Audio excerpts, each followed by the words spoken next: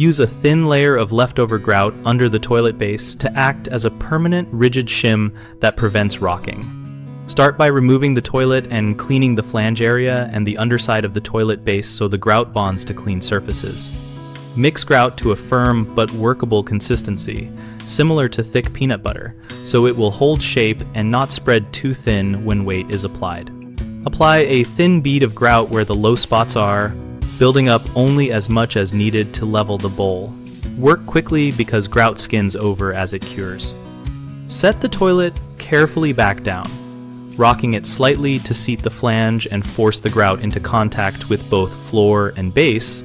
Then lift the bowl to inspect the shimmed areas and make small adjustments with a trowel if needed. Allow the grout to fully cure according to the product instructions, typically at least 24 hours, before applying a bead of silicone caulk around the base to seal it. If you must make very fine adjustments after curing, score and remove small amounts with a sharp chisel, then refill and recure rather than relying on compressible shims. Common mistakes are using too much grout so the toilet sits high and stresses the waste connection. So avoid building the shim higher than necessary and trim excess before curing. Another issue is applying grout on dirty or damp surfaces, which leads to poor adhesion.